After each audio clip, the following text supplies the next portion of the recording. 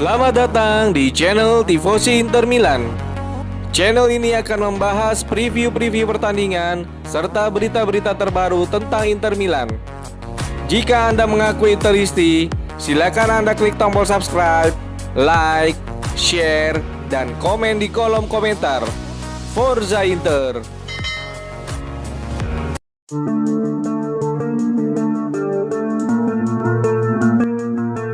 Hingga akhir bursa transfer kemarin Inter sudah tidak ada lagi melakukan perekrutan pemain.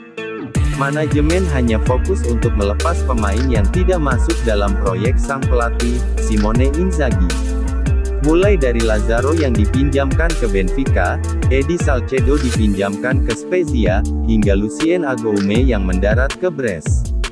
Seperti yang dikabarkan calciomercato.com, jika Salcedo pada awalnya sangat dekat bergabung dengan Cagliari, namun pada saat proses perampungan hampir usai, timbul beberapa masalah terkait perekrutan pemain yang menyebabkan transfer ini gagal terjadi, dan Salcedo kini merapat ke Spezia pada menit-menit akhir bursa transfer.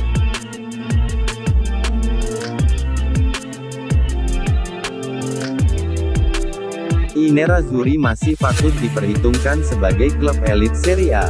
Dengan label juara bertahan Serie A, seakan tidak berpengaruh dengan hijrahnya Lukaku serta Hakimi pada bursa transfer kemarin. Inter berhasil menunjukkan penampilan impresifnya, mampu bermain secara kolektif dalam 2 pertandingan kemarin. Inter kini berada di posisi kedua klasemen sementara.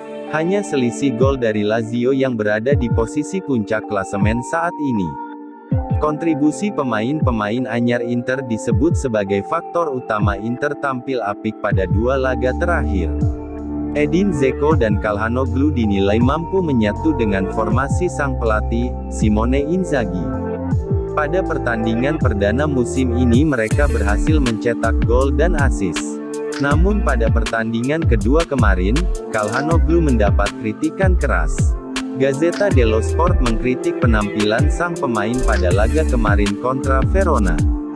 Ia dinilai tidak memberikan kontribusi yang maksimal seperti pada laga pertama saat menekuk Genoa. Performa angin-anginannya saat di AC Milan lalu, perlu ia hilangkan jika ia ingin selalu tersedia pada laga-laga berikutnya. Jika tidak bisa tampil konsisten, bukan tidak mungkin posisinya akan digantikan dengan pemain lainnya.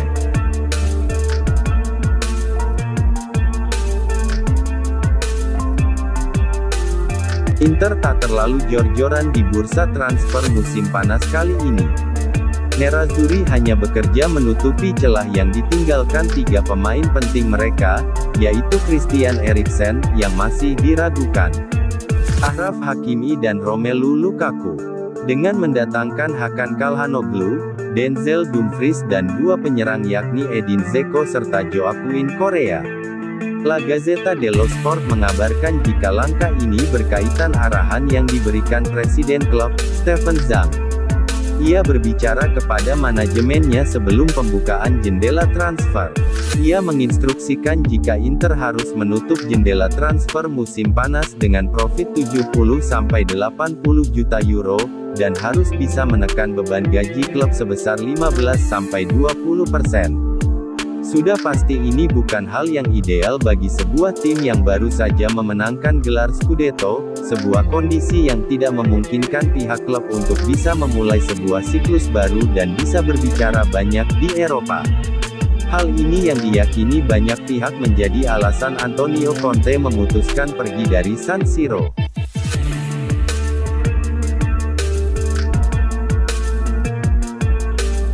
Samir Handanovic bergabung pada tahun 2012 lalu. Handanovic merupakan penjaga gawang yang tidak tergantikan hingga kini. Awal kedatangannya sempat dipertanyakan, apakah ia bisa menjadi pengganti bagi Julio Cesar yang dianggap sebagai salah satu kiper terbaik sepanjang masa.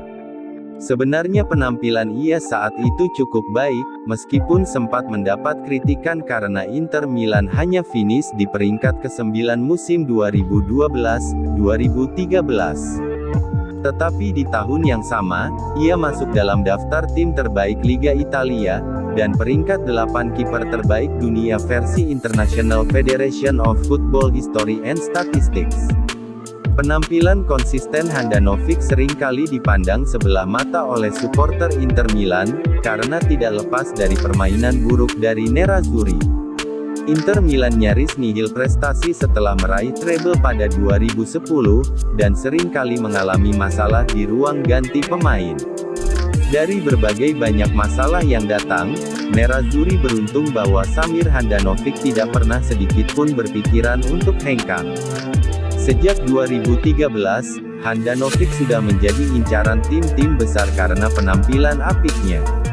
Klub Barcelona pun sempat menawar Handanovic dengan harga 23 juta pound sterling, namun tawaran itu tidak dipedulikannya. Semusim setelahnya giliran Manchester United menggoda Handanovic setelah saga perpanjangan kontrak David De Gea. Sekali lagi, Handanovic memilih bertahan. Samir Handanovic selalu menjadi kambing hitam oleh beberapa pihak. Ia dianggap gagal menyamai apa yang diberikan Julio Cesar atau Francisco Toldo. Namun sebaliknya kedua legenda Inter itu justru membelanya. Dia melakukan penyelamatan hebat. Sulit baginya, karena pertahanan terkadang bermain buruk tetapi dia selalu siap, ujar Toldo. Sama halnya dengan Julio Cesar yang menjabarkan. Bagi saya,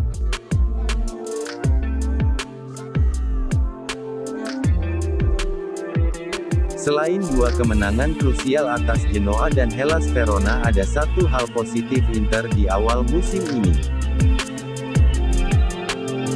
Adalah penampilan menjanjikan dari seorang Arturo Vidal. Permainannya yang ia tunjukkan kini jauh berbeda dibandingkan dengan apa yang ia tampilkan musim lalu.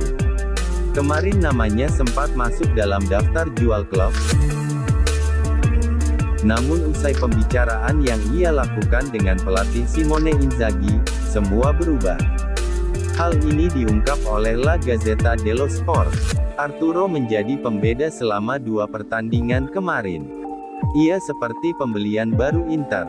Setelah menjalani latihan usai liburan kemarin, Vidal berbicara kepada Simone Inzaghi dan mengutarakan bahwa ia ingin bertahan di Inter.